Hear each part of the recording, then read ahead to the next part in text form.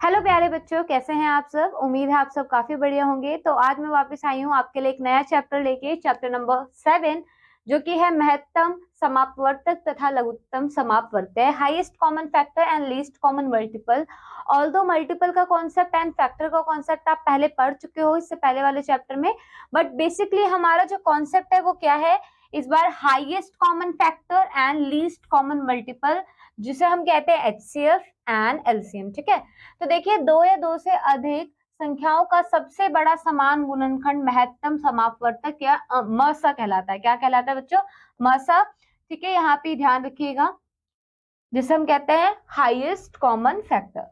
Now निम्नलिखित दो विधियों द्वारा मसा ज्ञात किया जा सकता है। ठीक है, कौन कौन सी वो दो विधि है? अभाज्य गुणनखंडों द्वारा महत्तम समापवर्तक ज्ञात करना, एचसीएफ बाय प्राइम फैक्टराइजेशन। इस विधि में सभी समान गुणनखंडों की गुणा करके हम क्या करते हैं? मसा ज्ञात किया, जो आपका एचसीएफ है उसे ज्ञात करते हैं। हम जानते हैं कि 12 और 18 के अभाज्य गुणनखंड या अपवर्तक निम्नलिखित है, राइट। तो इस केस में हम क्या करते हैं, पहले हम 12 के क्या करते हैं, फैक्टर निकालते हैं, 18 के फैक्टर निकालते हैं। बेसिकली अभी हम 12 और 18 के लिए देख रहे हैं एक एग्जाम्पल। ठीक है, 12 के पहले फिर 18 के।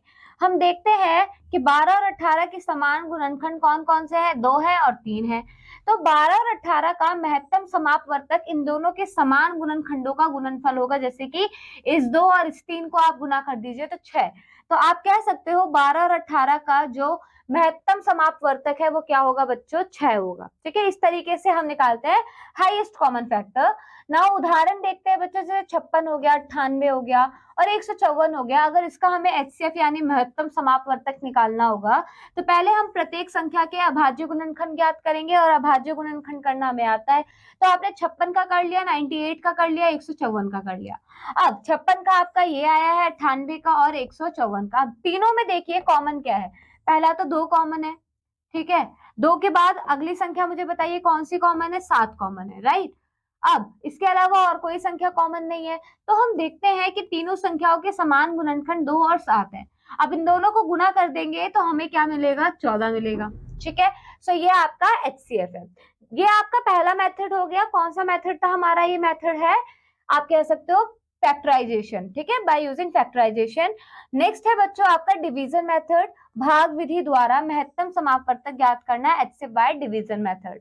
अब जब संख्याएं बहुत बड़ी होती हैं या वे छोटी अभाज्य संख्याओं 2, 3, 5, 7 द्वारा विभाजित नहीं होती तो संक्रिया में बहुत समय लगता है, राइट। तो अगर संख्या बहुत बड़ी है तो प्रोसेस भी लंबा होगा, टाइम भी लगेगा और कॉम्प्लेक्स हो जाएगा। अतः हम भाग विधि का प्रयोग करते हैं। किसका प्रयोग करते हैं? भाग विधि का। ये है बच्चों भाग विधि।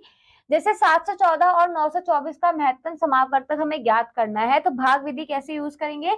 हम क्या करेंगे, बड़ी संख्या को छोटी संख्या से भाग देंगे, और भाग देने पर आप देखिए, पहले देखिए क्या है, बड़ी संख्या को भाज्य तथा छोटी संख्या को भाजक बनाकर भाग देते हैं।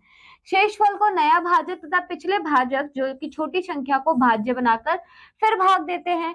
हम प्रक्रिया चलाते रहते हैं, किसको भाई? 2 को बार बार दोहराते रहना है जब तक शेष शून्य रहे। अंतिम भाजक दी गई संख्याओं का महत्तम समापवर्तक कहलाता है। जैसे कि देखिए बच्चों, 924 को आपने 714 से भाग दिया तो आपका जो यहाँ पे रिमाइंडर बचा 210 बचा। ठीक है, अब क्या करना है? 200 जो आपका भाई घटाने पे आपका शेषफल आया, देखिए बच्चों, शेषफल को क्या करना है? आपको नया भाजक बना देना है। क्या बना देना है?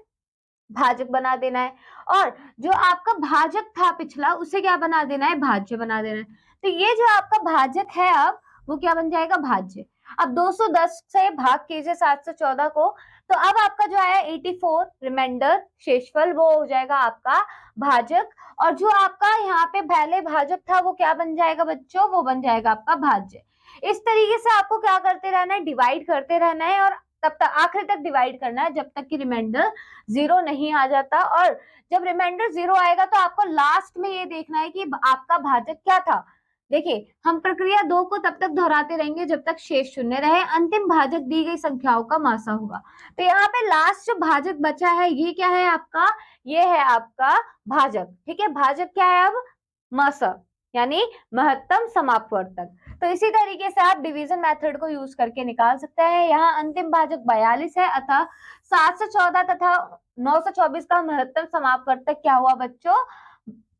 42। नाउ अगला एग्जाम्पल देखिए, 808, 568 और 1116 का महत्तम समापवर्तक ज्ञात कीजिए। तो पहले हम किन्हीं दो संख्याओं का महत्तम समापवर्तक ज्ञात करते हैं, तब हम इस महत्तम समापवर्तक तथा तीसरी संख्या का महत्तम समापवर्तक ज्ञात करते हैं। अब देखिए बच्चों, इसमें रूल क्या है, पहले हम किन्हीं दो संख्याओं का क्या करेंगे, महत्तम समापवर्तक ज्ञात कर लेंगे, तब हम इस महत्तम समापवर्तक तथा तीसरी संख्या का महत्तम समापवर्तक ज्ञात करेंगे। ठीक है, चलिए देखिए, यहाँ पे हमने दो संख्या ले ली, 808 और 568। अब इसका आपने क्या करा, महत्तम समापवर्तक ज्ञात करा, क्या मिला आपको, 8। कितना मिला, 8। यहाँ देखिए फाइनल क्या आया, 8। अब इस 8 को और जो तीसरी संख्या है उसका महत्तम समापवर्तक निकालना है और आखिरी में आपको मिलेगा 4। सो आपका 4 क्या है, फाइनल आंसर है। ठीक है, सो इस तरीके से देखिए, यहाँ अंतिम भाजक 4 है, क्या है, 4। अतः 808, 568 और 1116 का महत्तम समापवर्तक लास्ट 4 बचा। ये डिवीजन आपको आना चाहिए, दैट इज वेरी इंपॉर्टेंट बच्चों।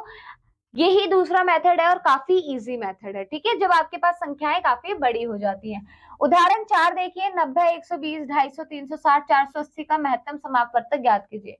अब इस केस में बच्चे देखिए, इसकी एक वैकल्पिक विधि भी है जिसके द्वारा इन संख्याओं का महत्तम समापवर्तक ज्ञात किया जा सकता है। इस प्रक्रिया में सभी संख्याओं को कॉमा लगाकर पृथक करते हुए पंक्ति में लिखिए, इन्हें एक ऐसी अभाज्य संख्या से भाग दीजिए जो दी हुई सभी संख्याओं को विभाजित कर सके। भागफल को प्रत्यक्ष रूप से संख्या के नीचे अगली पंक्ति में लिखिए तथा प्रक्रिया को तब तक जारी रखिए तब तक सभी संख्या उभयनिष्ठ अभाज्य संख्याओं से विभाजित हो सकती है। अंतिम स्थिति में सभी अभाज्य गुणनखंडों की गुणा कीजिए, तब प्राप्त गुणनफल ही अभिष्ट क्या होगा, महत्तम समापवर्तक। अब समझ नहीं आया है, कोई बात नहीं, देखिए इस प्रोसेस को दोबारा समझते हैं। एक्चुअली में ये है क्या, यहाँ पे क्या है, आपके पास ये सारे के सारे नंबर्स आपको दिए हुए हैं, राइट। अगर आप इन्हें देखेंगे, ये सारे नंबर्स आपके पास हैं। तो यहाँ पे क्या करना है हमें, 90, 120, 250, 360 और 480 में देखिए पहला ये किससे डिविजिबल हो रहा है, 2 से, क्योंकि लास्ट में क्या है, 0 0 0। तो 2 से डिवाइड करेंगे तो ये 45 बार में, 60 बार में, 125, 180 और 220 बार में जाएगा। अब अगेन ये देखिए, अब तो 2 से नहीं हो रहा भाग, नहीं हो रहा, तो 2 से भाग ना होने के बाद अभी कौन सी संख्या है, 3 से भी नहीं हो रहा, 3 से हो रहे हैं, बट एक्चुअल हमें देखना क्या है कि सारा कॉमन हो, 5 से सब हो रहे हैं। ठीक है, 5 9 से 45, 5 12 से 60, 5 25 से 125, 5 36 से 180 एंड 5 48 से 240। ठीक है, 5 से भी हो गया डिवाइड। अब बच्चे यहाँ पे एक चीज ध्यान दीजिए, इन्होंने क्या बोला था, रूल को दोबारा पढ़ते हैं। एक वैकल्पिक विधि भी है, ये वैकल्पिक विधि है। ठीक है, इसमें क्या करना है, हमें कॉमा लगाकर पृथक करते हुए पंक्ति में लिखना है, हमने लिख लिया था। इन्हें एक ऐसी अभाज्य संख्या से भाग दीजिए जो दी हुई सभी संख्या को विभाजित कर सके। तो ये जो 2 था, इस 2 से ये सारी संख्या विभाजित हो रही थी।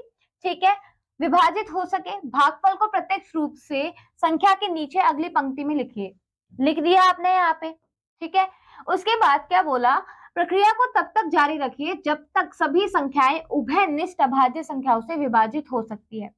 अंतिम स्थिति में सभी अभाज्य गुणनखंडों की गुणा कीजिए, तब प्राप्त गुणनफल ही अभिष्ट क्या होगा, मसा होगा। अब देखिए बच्चों, अभिष्ट का क्या मतलब है, अभिष्ट का मतलब है कॉमन। ठीक है, ये जो 5 मैंने लिया, इस 5, ये 5 जो है ये इन सारे नंबर को डिवाइड कर रहा है। अब आप कहते हैं कि ये 3 से तो हो रहा था, हमने 3 से क्यों नहीं किया, ये भी 3 से हो रहा था, बट ये तो 3 से नहीं हो रहा था, ये 3 से हो रहा था, ये भी 3 से हो रहा था, बट ये नहीं हो रहा था 3 से। सो इन दैट केस हमें क्या करना है, हम उसे छोड़ देंगे, हम अगली संख्या पे चलेंगे। हमें उभयनिष्ठ देखना है, कॉमन देखना है, जो सबसे हो रहा हो। ठीक है, सो इस केस में आप देखिए, 2 सबसे हो रहा था, 5 सबसे हो रहा था, तो आपका फाइनल आंसर निकला, वो निकला 10। ठीक है, सो कॉमन क्या है, 10। इसी तरीके से चलिए एक्सरसाइज का क्वेश्चन देखते हैं। अभाज्य गुणनखंड करके महत्तम समापवर्तक ज्ञात कीजिए। अब देखिए यहाँ पे क्या करना है, हमें गुणनखंड निकालना है। तो जैसे कि 24 और 36 को देखिए। ठीक है, मैं यहाँ 24 टू 24 का आपको पता है 2 इंटू कितना हो जाएगा, 2। यहाँ पे हम कर लेते हैं। ठीक है, ये 12 बार में जाएगा, फिर 6 बार में जाएगा, फिर 3 बार में जाएगा, और ये तो ये आपका फाइनल हो गया 24 के लिए। अब उसके बाद आया आपका 36। ठीक है, तो 36 के केस में भी कैसे होगा, देखिए। ठीक है, ये हो गया 36 के लिए। सेम मेथड अप्लाई करना बच्चों, 36 का भी ऐसे ही आएगा। अब मुझे कॉमन बताइए दोनों में क्या है। ये 2 है, ठीक है, ये 2 हो गया, फिर से 2 आ रहा है, फिर 3 आ रहा है, राइट। तो क्या आया कॉमन, बताइए, हाईएस्ट कॉमन फैक्टर, महत्तम समापवर्तक, तो ये हो गया आपका 12। तो इस तरीके से आप फाइंड आउट कर सकते हैं, हो जाएगा, ठीक है। अब देखिए जैसे इस केस में अगर आप देखेंगे तो इसका आएगा 7 गुना 7, इस केस में आपका आएगा 2 गुना 3 गुना क्या आएगा 2। चलो इसे दोबारा लिख देते हैं, ठीक है।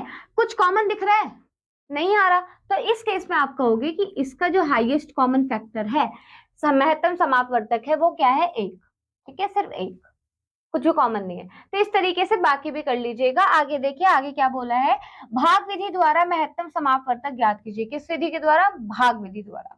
अब भाग विधि तो हमने पढ़ी है, 144 और 216 है ना, तो 216 आपका हो जाएगा भाजक, सॉरी भाज्य, और 144 हो जाएगा आपका भाजक।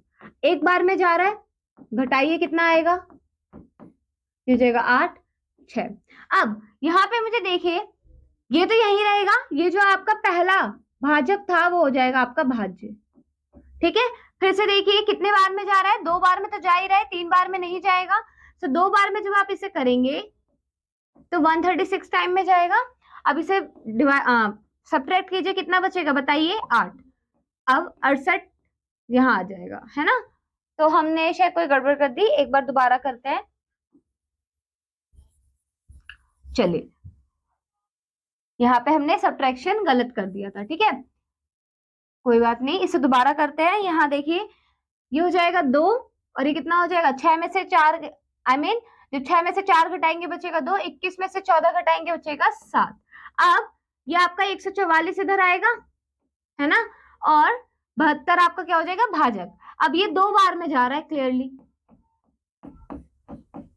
तो आप यहाँ पे कह सकते हो जो आपका यहाँ इसका जो महत्तम समापवर्तक आया वो कितना होगा, 72।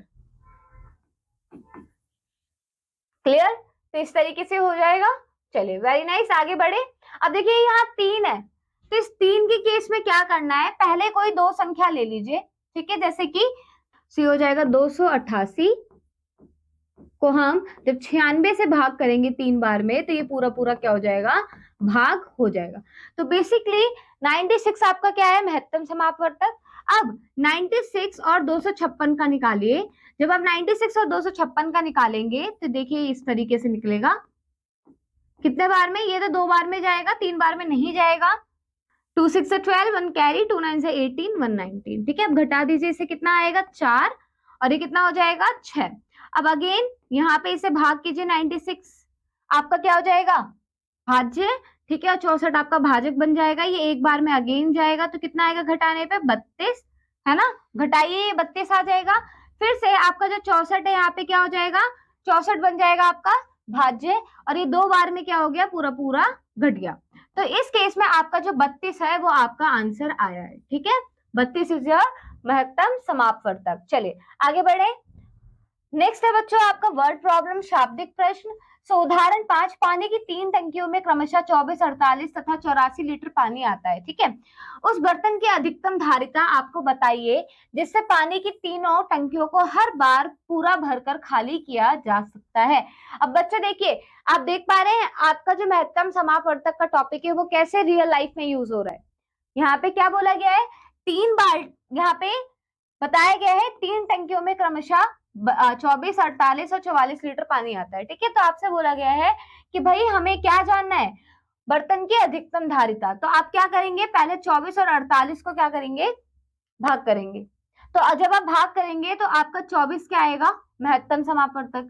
अब इस 24 के 44 से क्या करें, महत्तम समापवर्तक निकाले। तो आप देख पा रहे हैं 24 या 72, 12 बच गया। अब जो ये 24 है ये आपका हो जाएगा भाज्य, ठीक है। अब इस ये चला जाएगा 2 बार में, तो 12 इज योर क्या है, अधिकतम धारिता, ठीक है। तो आप कह सकते हो अब अतः बर्तन की अधिकतम धारिता 12 लीटर है। चलिए आगे बढ़े। नेक्स्ट एग्जाम्पल देखिए, वह सबसे बड़ी संख्या ज्ञात कीजिए जिससे 149 तथा 137 को भाग देने पर प्रत्येक दशा में 5 प्राप्त हो। अब देखो यहाँ पे क्या बोला है, आपको सबसे बड़ी संख्या ज्ञात करनी है जो कि आप इससे भी भाग दो तो 5 बचे, ठीक है, और इससे भी भाग दो तो कितना बचना चाहिए, प्रत्येक दशा में 5 प्राप्त हो। अगर हम देखें यहाँ 149 में से अगर 5 घटाए तो 144 मिलेगा, और 137 में से 5 घटाए तो 132, तो 5 आपने कॉमन निकाल लिया। अब इन दोनों का क्या करना है, आपको महत्तम समापवर्तक ज्ञात करना है, क्योंकि तभी शेषफल क्या बचेगा, 5 बचेगा ना। तो उसके बाद आपने जब महत्तम समापवर्तक ज्ञात किया तो कितना मिला, 12। तो ये देखिए यहाँ पे क्या बोला है, 144 और 132 का महत्तम समापवर्तक 12 है। 12 वह संख्या है जिससे 144 तथा 149 और 137 को अगर आप भाग करोगे तो उसके लास्ट में जो प्राप्त दशा होगी वो 5 होगी, ठीक है, दोनों के केसेस में। ये 137 के लिए भी है और 149 के लिए भी, इसीलिए हमने पहले 5 घटा लिया। नेक्स्ट देखिए बच्चों क्या बोला गया है 7.2 अभ्यास में, वे बड़ी से बड़ी संख्या ज्ञात कीजिए जिससे 208 और 358 को विभाजित करने पर प्रत्येक बार 8 शेष बचे। तो क्या करेंगे, आप इसमें से 8 घटा दीजिए तो कितना होगा, 200, इसमें से 8 घटा दीजिए तो 350, ठीक है। अब इन दोनों का क्या करना है, बिल्कुल सही, इन दोनों का आप क्या निकालना है, आपको महत्तम समापवर्तक निकालना है। 350 को भाग दीजिए 200 से, तो 200 एकान 200, कितना बचा, 150। अब फिर ये आपका 200 इधर आ जाएगा, ठीक है, कितने बार में जा रहा है, एक बार में, फिर से घटाइए कितना बचेगा, 50, और यहाँ पे आपका आ जाएगा 150, सी हो जाएगा इस तरीके से, क्लियर। तो आपका जो महत्तम समापवर्तक है वो क्या है, 50, क्या है, 50। तो यहाँ पे कह सकते हो कि बड़ी से बड़ी जो संख्या है वो है 50, जिससे अगर आप इन्हें क्या करोगे, विभाजित करोगे तो आपका 8 शेष बचेगा, ठीक है। चलिए आगे बढ़ते हैं, नेक्स्ट देखिए क्या बोला है, वह बड़े से बड़ा बाट क्या होगा जिससे 1050 किलोग्राम और 825 किलोग्राम अनाज की दो ढेरों को पूरा तौला जा सके। तो इसके लिए आपको क्या करना है, महत्तम समापवर्तक निकालना है 1050 और 825 किलोग्राम का। नेक्स्ट, एक विद्यालय की 3 कक्षाओं में क्रमशः 42, 56 और 63 विद्यार्थी हैं। यदि विद्यार्थियों की बराबर संख्या को प्रत्येक पंक्ति में खड़ा किया जाए तो अधिक से अधिक कितने विद्यार्थी प्रत्येक पंक्ति में खड़े किए जा सकते हैं। तो पहले आपको क्या करना है, 42 और 56 का आपको महत्तम समापवर्तक निकाल लेना है, जो निकले उसको फिर 63 के साथ निकालना है, ठीक है। तो इस तरीके से बच्चों ये सारे वर्ड प्रॉब्लम्स आपको क्या करने हैं, शाब्दिक प्रश्न सॉल्व करने हैं। अब हम आगे बढ़ेंगे, नेक्स्ट टॉपिक देखेंगे बच्चों लघुत्तम समापवर्तय, जो कि है लीस्ट कॉमन मल्टीपल। सो 2 या 2 से अधिक संख्याओं का सबसे छोटा समान गुणज लघुत्तम समापवर्तय या लसा कहलाता है, ठीक है, लघुत्तम। अन्य शब्दों में 2 या 2 से अधिकतम संख्याओं का लघुत्तम समापवर्तय वह सबसे छोटी संख्या होती है, महत्तम में सबसे बड़ी संख्या और लघुत्तम में सबसे छोटी संख्या होती है, जो दी गई सभी संख्याओं से पूर्णतः विभाजित होती है, ठीक है। अब यहाँ देखिए उदाहरण दे रखा है 4 तथा 6 का लसा निकालना है, यानी लघुत्तम समापवर्तय। तो क्या करना है, पहले आपको 4 का गुणज और 6 का गुणज निकालना होगा, और जब आप गुणज निकालेंगे तो सबसे पहला कॉमन नंबर देखिए क्या है, 12। तो आप कह सकते हो कि 4 तथा 6 के समान गुणज 12 तथा 24 है। क्यों, क्योंकि 24 भी तो कॉमन आ रहा है, आप निकालते जाइए, ऐसे बहुत सारे निकलेंगे। तो एक चीज ध्यान रखना, लीस्ट कॉमन मल्टीपल निकल सकते हैं बहुत सारे, उनमें सबसे छोटा कौन सा है, 12। तो आप कह सकते हो 4 तथा 6 का लसा 12 है, क्योंकि ऐसे आप मल्टीपल्स कॉमन मल्टीपल निकालोगे तो बच्चों बहुत सारे निकलेंगे, ठीक है। बट हमें क्या निकालना है, लीस्ट, सबसे छोटा, तो सबसे छोटा है 12। यहाँ पे देखिए लसा ज्ञात करने की उपरोक्त विधि सरल भी है तथा छोटी संख्याओं का लसा ज्ञात करने के लिए प्रयोग की जा सकती है। बड़ी संख्याओं का लसा हम अभाज्य गुणनखंड विधि की सहायता से ज्ञात कर सकते हैं। अब देखिए लसा ज्ञात करने की निम्नलिखित 2 विधियां हैं। पहला है अभाज्य गुणनखंड प्राइम फैक्टराइजेशन मेथड, जिसमें हम क्या करते हैं, अगर हमें 2 संख्या दी है और आपको इसका लसा ज्ञात करना है तो प्राइम फैक्टराइजेशन आपको करना आता है, एंड प्राइम फैक्टराइजेशन करने के बाद आपको कॉमन देखना है क्या क्या है, ठीक है। जैसे ये 2 कॉमन है, ये 2 कॉमन है, ये 2 कॉमन है, फिर 3 कॉमन है, फिर 7 कॉमन। तो आपको कॉमन ही देखना है, एंड कॉमन देखने के बाद आपको क्या करना है, तो यहाँ पे देखिए दोनों संख्याओं के समान गुणनखंड, तो 2 2 2 3 7, तो यहाँ पे टोटल कितना बैठा बच्चों बताइए। अगर आप देखें तो ये कॉमन वाले हैं, क्या है, कॉमन। बट कॉमन के अलावा 1 2 3 4 5, ये 5 बची हुई संख्याएं हैं। तो लसा ज्ञात करने के लिए समान गुणनखंडों तथा अन्य अन्य प्राप्त गुणनखंडों की गुणा करते हैं। अब बच्चों देखिए समान गुणनखंड ये 2 2 2 3 7 ये कॉमन हो जाएगा। उसके बाद जो बचे हुए हैं जैसे 1 2 3 ये तो समान हो गया, ठीक है, समान वाले मैं रेड से मार्क कर रही हूँ, ठीक है, आई मीन ब्लू से। अब जो बचे हुए हैं देखिए, ये बचा हुआ था, ये बचा हुआ था, ये बचा हुआ था 3 बार और ये 2 बार। तो आपको ये करना है कि बचे हुए को भी गुणा करना है, समान वाले को तो कर ही रहे हो, बचे हुए को भी गुणा करना है, और ये आया है लीस्ट कॉमन मल्टीपल लघुत्तम समापवर्त। क्लियर, आगे बढ़े। अब ये है भाग विधि, ठीक है, ये कौन सी विधि थी, ये थी प्राइम फैक्टराइजेशन, जिसे हम कहते हैं अभाज्य गुणनखंड विधि, ठीक है। नेक्स्ट है बच्चों भाग विधि। भाग विधि में क्या होता है, कंफ्यूज मत होना, वो एचसीएफ में भाग विधि ये वाला था आपका, और एलसीएम में यानी लघुत्तम में आपका भाग विधि ये है, ठीक है। सो देखिए 275, 350, 575 का अगर लसा निकालना है तो कैसे करेंगे, पहले आपको सेम तरीके से लिखना है और जब तक करते रहना है जब तक एक ना आ जाए। उसमें क्या करना था आपको, उभयनिष्ठ, है ना, उभयनिष्ठ गुणनखंड निकालने थे, बट यहाँ पे आपको आखिरी तक करते रहना है जब तक कि ये एक ना आ जाए। इवन उभयनिष्ठ नहीं है तब भी करना है, ठीक है। जैसे 2 से हो गया, अब देखिए ये 2 से नहीं हो रहा था तो ये एज इट इज लिख दिया, पर 350 हो रहा था तो आपने भाग कर दिया और 575 एज इट इज लिख दिया। अब ये तीनों 5 से हो रहे हैं, 5 से भाग कर दिए। अब फिर से 5 से हो रहे थे, अब देखिए ये 11 से हो रहा है, 7 से हो रहा है, 23 से हो रहा है, फिर भी कर दो, ठीक है, फिर भी कर दो और आखिरी तक आपको करते रहना है। अब देखिए यहाँ पे जो आपका least common multiple 2 5 7, I mean देखिए 2 5 5 और ये 7 तो आ ही रहा था, 7 11 23, इन्हें भी इंक्लूड कर लो, ठीक है। यानी कॉमन वाला तो कॉमन आ ही जाएगा, जो अलग से बचा है उसे भी आप लिख पाओगे और आसानी से आपका लीस्ट कॉमन मल्टीपल निकल जाएगा। यहाँ पे एक्सरसाइज देखिए, एक्सरसाइज में क्या बोला है, अभाज्य गुणनखंड विधि द्वारा निम्नलिखित संख्याओं का लघुत्तम समापवर्तक ज्ञात कीजिए। किससे बच्चों, अभाज्य गुणनखंड, ठीक है। तो यहाँ पे देखिए 12 16 18 दिया हुआ है, ठीक है, चलिए इसे सॉल्व करते हैं। 12 फिर 16 और 18, तो देखिए ये हो जाएगा 2 गुना 2 गुना 3, ठीक है, ये हो गया। ये कितना होगा, 2 गुना 2 गुना 2 गुना 2, फिर ये कितना होगा 2 गुना 3 गुना 3, ये तो कर लेंगे आप। अब एक चीज देखिए, ये 2 कॉमन है, उसके अलावा कुछ भी कॉमन नहीं है, ठीक है, तो ये आप कैसे करेंगे, 2 जो कॉमन है, बाकी बचा क्या है, 2 गुना 3 ऊपर वाला, फिर नीचे कितनी बार 2 बचा हुआ है, 3 बार, और नीचे अगेन 3 2 बार बचा हुआ है। अब मल्टीप्लाई कर दो, 2 दूनी 4 4 तिया 12 12 दूनी 24 24 की 2 से गुना करो, कितना हो जाएगा 48, 24 दूनी 48 और 48 की 2 से करो, फिर कितना हो जाएगा 96, 96 की 9 से कर दो डायरेक्ट, क्यों, क्योंकि 3 3 9 होता है। सो बेसिकली जो आपका आंसर आएगा वो आएगा 9 6 54 और 9 9 से 81 86, तो 864 आपका फाइनल आंसर आया, ठीक है। इस तरीके से आपको क्या करना है, अभाज्य गुणनखंड की विधि यूज करनी है। क्लियर, आगे बढ़े। नेक्स्ट देखिए क्या बोला है, भाग विधि का प्रयोग करके निम्नलिखित संख्याओं का लघुत्तम ज्ञात कीजिए। सो इस केस में 20 25 और 60 देखिए तो कैसे निकालेंगे हम, चलिए देखते हैं। सबसे पहले यहाँ एक लाइन खींचते हैं, 20 25 और 60, तो 2 से भाग हो रहा है 10 25 और ये 30 बार में, है ना, फिर से 2 से हो रहा है 5 और ये 25 एज इट इज, और ये 15 बार में। अब 3 से हो रहा है, देखो ये नहीं हो रहा, ये भी नहीं हो रहा, पर 3 पंजे 15 तो हो रहा है। अब 5 से भाग हो रहा है, 5 एकम 5 5 पंजे 25 और 5 एकम 5, अगेन 5 से हो रहा है। अब देखिए नीचे एक एक कॉमन आ गया।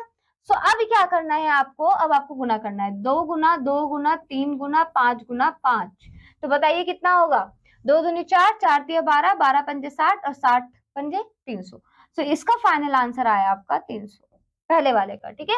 इसी तरीके से आप क्या कर लेंगे, बाकी कर लेंगे, ठीक है। चलिए आई होप इतना क्लियर हो गया, आगे बढ़े। चलिए नेक्स्ट देखिए बच्चों, शाब्दिक प्रश्न जिसमें वर्ड प्रॉब्लम्स हैं, ठीक है, ये भी इजी है। एक दूध की गाड़ी 54 64 तथा 80 लीटर धारिता के बर्तनों का प्रयोग करके भरी जा सकती है। दूध की गाड़ी की न्यूनतम धारिता क्या है, तो इसे ज्ञात करने के लिए आप क्या निकालेंगे, लघुत्तम समापवर्तक, और मेथड आप खुद यूज कर सकते हो, कौन सा आपको ठीक लग रहा है, चाहे तो आप इसे यूज कर लो डिवीजन मेथड को, नहीं तो प्राइम फैक्टराइजेशन मेथड को। तो यहाँ पे डिवीजन मेथड यूज किया गया है, इजी है। कैसे, पहले 2 से भाग किया, ये 27 बार में गया, 32 बार में 40 बार में, फिर से 2 से भाग किया, 27 तो भाग नहीं हुआ, 32 हो गया और 40 हो गया, फिर 2 से भाग किया, ये 8 बार में गया, 10 बार में, फिर 2 से भाग किया 8 4 बार में और ये 5 बार में, फिर से ये कितने बार में गया, ये 2 बार में गया। अब ध्यान से देखिए 27 2 5। अब अगेन जब तक एक नहीं हो जाता तब तक आपको करते रहना है, ठीक है। अब 3 ने 27 और 5 एज इट इज, फिर से 3 से जा रहा है, फिर से 3 से, यहाँ पे आखिरी में ये 5 से जा रहा है ना। तो जब तक एक एक नहीं बजाता आपको करते रहना है एंड फाइनली आपको क्या कर देना है, इन सबकी गुना कर देनी है। जब आप इन सबकी गुना करोगे तो आपको 8640 मिलेगा, जो कि आपकी क्या है, दूध की गाड़ी की न्यूनतम धारिता है, ठीक है। चलिए आगे बढ़े, नेक्स्ट देखिए क्या बोला है, वह सबसे छोटी संख्या ज्ञात कीजिए जिसे 24 तथा 36 से भाग देने पर प्रत्येक दशा में 5 शेषफल प्राप्त हो। तो अगेन आपको इसमें वही मेथड यूज करना है। कैसे करेंगे, सबसे पहले हम 24 तथा 36 का लघुत्तम क्या निकालेंगे, समापवर्त्य। तो यहाँ पे देखिए 24 और 36 का जब आपने लघुत्तम समापवर्त्य निकाला तो निकला 72। क्लियर। जब आपने स्पष्टतः वह संख्या जिससे 24 तथा 36 विभाजित करने पर प्रत्येक दशा में 5 शेषफल प्राप्त होता है, वो कौन सी संख्या है, 72 तो है, 72 से तो 0 मिलेगा, तो आप क्या करें उसमें 5 जोड़ दीजिए तो वो 77 होगा। क्या होगा, 77। पहले में क्या किया था आपने, घटा के फिर आपने महत्तम समापवर्त्य निकाला था, पर लघुत्तम में आपको उसका उल्टा करना है, पहले आपको लघुत्तम समापवर्त्य निकालना है, फिर 5 उसमें जोड़ देना है, ठीक है। चलिए आगे बढ़े, नेक्स्ट देखिए क्या बोला है। नेक्स्ट बोला है उदाहरण में 3 घड़ियां क्रमशः 8 12 14 मिनट के अंतराल से बजती हैं, वे तीनों एक साथ 7:10 पर प्रातः पर बजी थी। अब वे एक साथ कब बजेंगी, देखिए यहाँ पे इंटरवल बता रखा है 8 12 और 14 मिनट का, ठीक है, वो 3 घड़ियां हैं और जब वो बजी थी तो 7:10 पे बजी थी। तो आप ये बताइए कि अगला वो टाइम कौन सा होगा जब वो बजेगी, अगला टाइम। सो इस केस में आपको क्या करना है, फिर से भाई एक ही चीज है, हमें लघुत्तम समापवर्त्य निकालना है, वो कम से कम टाइम बताना है कि नेक्स्ट टाइम वो बजे। तो प्रत्येक घड़ी दिए गए अंतरालों के गुणज समय के बाद बजती है, राइट। तो अर्थात तीनों घड़ियों का एक साथ 8 12 और 14 मिनट के समान गुणजों के बाद बजेगी। तो निकालिए, जब आप इसका गुणज निकालेंगे तो क्या होगा, देखिए 2 2 2, ये तो कॉमन वाला हो गया, 3 और 7 बचे हुए हैं ना। चलिए अगर आपको कंफ्यूजन हो रहा है तो मैं इसे पूरा कर देती हूँ, कंफ्यूज नहीं होना, ठीक है। यहाँ पे भी छोड़ सकते हो, रीजन क्या है बच्चों, क्योंकि ये प्राइम नंबर है ना, अभाज्य संख्या है, अभाज्य संख्या और भाज्य नहीं होने वाली, तो आप उसे वहां पे भी छोड़ सकते हो, बट अगर आप एक पे लाना चाहते हो तो वहां पे भी ला सकते हो, ठीक है। आगे बढ़ते हैं, नेक्स्ट देखिए, अब जब आपने इन्हें गुणा किया तो आपको मिला 168 मिनट। 168 मिनट का क्या मतलब है बच्चों बताइए, मतलब है 2 घंटे और 48 मिनट। तो 7:10 पे बजी थी, अब 2 घंटे 48 मिनट को जोड़ लो तो 9:58 मिनट पे बजेगी, ठीक है। ऐसे ही आप अगला टाइम भी निकाल सकते हो, क्लियर। चलिए एक्सरसाइज देखिए, एक्सरसाइज में क्या बोला है, 3 घड़ियां क्रमशः 10 15 और 20 मिनट के अंतराल से बजती हैं, तीनों पहली बार 12 बजे दोपहर को बजी थी। कितने बजे, 12 बजे दोपहर में बजी थी। अब वह अगली बार एक साथ कितने बजे बजेगी, तो सेम तरीका है, 10 15 और 20 को आप क्या करेंगे, लघुत्तम समापवर्त्य निकालेंगे, 2 पंजे 10 15 और 2 10 20, ठीक है। 2 10 20, अगेन 2 5 10 और 5 और ये 15 एज इट इज आ जाएगा, 3 से जा रहा है, 3 5 15 and 5 as it is, again 5 से जा रहा है, 1 1 और 1। अब देखिए 2 दूनी 4 4 तिया 12 12 पंजे 60, तो यानी 60 मिनट। 60 मिनट का क्या मतलब है, ये तो बहुत इजी है, 1 घंटा है ना, 1 घंटा। तो यहाँ पे 12 बजे अगर वो बजी थी तो 12 बजे में अगर आप 1 घंटा जोड़ दो तो कितने बजे बजेगी, 1 बजे, ठीक है। अगला जो अगली बार घड़ी बजेगी वो 1 बजे बजेगी। 4 घंटियां एक साथ बजती हैं, फिर वे क्रमशः इन अंतराल पे बजती हैं। अब देखिए बच्चों, पहला था मिनट, ठीक है, क्लियरली देखना, ये है सेकंड, ठीक है, अंतराल से बजती है, कम से कम कितने समय के अंतराल के बाद वे फिर से एक साथ बजेंगी। सेम तरीका है 5 10 12 15, बट ध्यान रखना यहाँ पे मिनट नहीं सेकंड यूज हो रहा है, ठीक है। नेक्स्ट देखिए, एक फल विक्रेता अपने सेबों की 12 18 और 30 की ढेरियां लगाता है, प्रत्येक बार कोई सेब नहीं बेचता, सेबों की कम से कम संख्या क्या है। अब बच्चों देखिए यहाँ पे उसने ये बोला प्रत्येक बार कोई सेब नहीं बचता, माय बैड बच्चों, मैंने बेचता पढ़ दिया। यहाँ पे दोबारा पढ़ते हैं क्वेश्चन। एक फल विक्रेता अपने सेबों की 12, 18 और 30 की ढेरियां लगाता है, ठीक है। अब प्रत्येक बार कोई सेब नहीं बचता, तो सेबों की कम से कम वो संख्या क्या होगी बताइए। तो इसमें भी आपको क्या करना है, 12, 18 और 30 की न्यूनतम यानी लघुत्तम समापवर्त्य निकालना है। क्लियर? चलिए नेक्स्ट देखिए बच्चों, एक विद्यालय के विद्यार्थियों को 10, 15 और 16 की पूरी पूरी पंक्तियों में खड़ा किया जा सकता है। विद्यार्थियों की कम से कम संख्या क्या होगी? अगेन आपको ये 3 संख्या दी हुई है, इनका क्या निकालेंगे? लघुत्तम समापवर्त्य। तो एग्जैक्टली बच्चों ये पूरी एक्सरसाइज उसी के ऊपर है, ठीक है।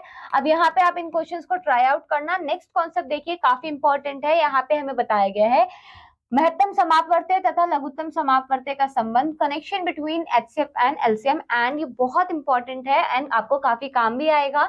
दो संख्याओं का गुणनफल उन दोनों संख्याओं के लसा तथा मसा के गुणनफल के बराबर होता है। दैट इज द थिंग जो मैं आपको बताने की कोशिश कर रही थी बच्चों, बहुत इंपॉर्टेंट है। अर्थात पहली संख्या तथा दूसरी संख्या मसा यानी महत्तम समापवर्त्य और लघुत्तम समापवर्त्य के गुणनफल के बराबर होगी।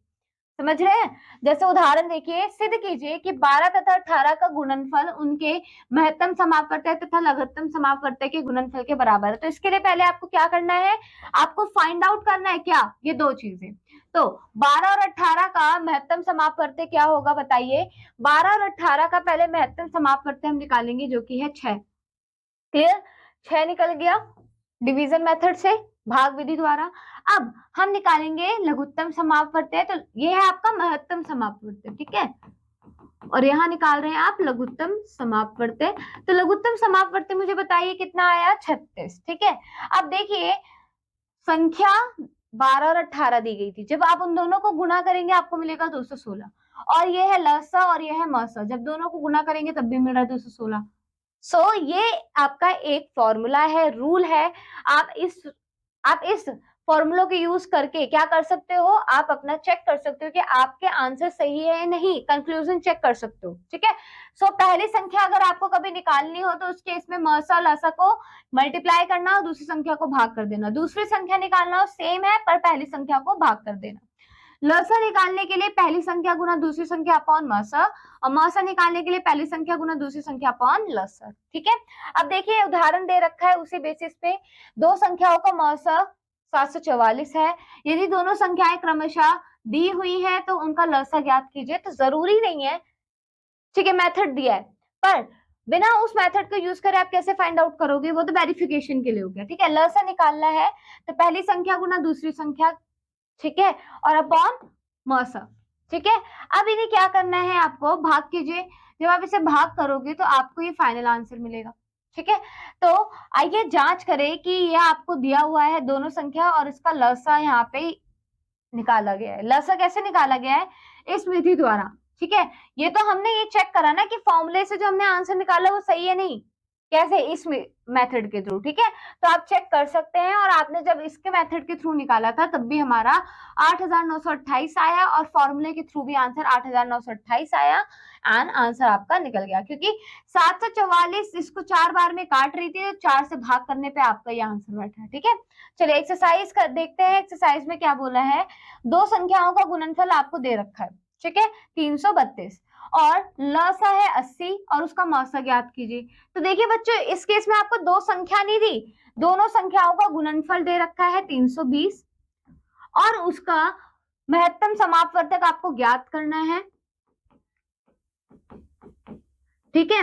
और आपको क्या दे रखा है, लघुत्तम समापवर्तक दे रखा है। तो आप इसे भाग दे दीजिए, 4 बार में जाएगा तो आपका जो मसा है वो कितना आएगा, महत्तम समापवर्तक वो आएगा 4। क्लियर? नेक्स्ट देखिए, नेक्स्ट में क्या बोला है, दो संख्याओं का मसा तथा लसा क्रमशः 36 और 60,900, यदि उनमें से एक संख्या 1044 है तो दूसरी संख्या ज्ञात कीजिए। तो बेसिकली इसमें आपको क्या बोला है, मसा और लसा दिया हुआ है, ठीक है, महत्तम समापवर्तक एंड लघुत्तम समापवर्तक। अब आपको दो चीजें पता है और एक संख्या भी पता है, तो दूसरी संख्या ज्ञात करने के लिए क्या करेंगे, आप इन दोनों को गुना कीजिए, ठीक है, और एक संख्या दी हुई है उससे भाग कर दीजिए, आपका आंसर आ जाएगा। क्लियर? चलिए आगे बढ़े। तो इसी तरीके से बच्चों आपको क्या करना है, इन सारे को सॉल्व करना है। चलिए एक और देखते हैं यहाँ पे क्या बोला गया है। 1566 और 2030 का लसा दिया हुआ है, ठीक है, और आपको इसका मौसा ज्ञात करना है। चलिए तो आप क्या करेंगे, 1566 गुणा 2030 बटे 5000 मतलब 54,810, क्योंकि लसा दिया हुआ है ना बच्चों, अब मौसा निकालना है तो आप निकाल लेंगे, ठीक है, शून्य से शून्य कटा। अब आपको क्या करना है, आप एक चीज कीजिएगा, जब इसे सॉल्व करने के बाद आपको दो संख्याएं दी हुई हैं, 1566 और दूसरा 2030, ठीक है, आप क्या करना है, इसका मौसा निकाल लेना, ठीक है, चलिए निकाल लेंगे, बहुत बढ़िया। So that's all for this chapter बच्चों, यही था आपका एचसीएफ एंड एलसीएम का कॉन्सेप्ट। आई होप आपको ऑल सारे कॉन्सेप्ट्स क्लियर हो चुके हैं।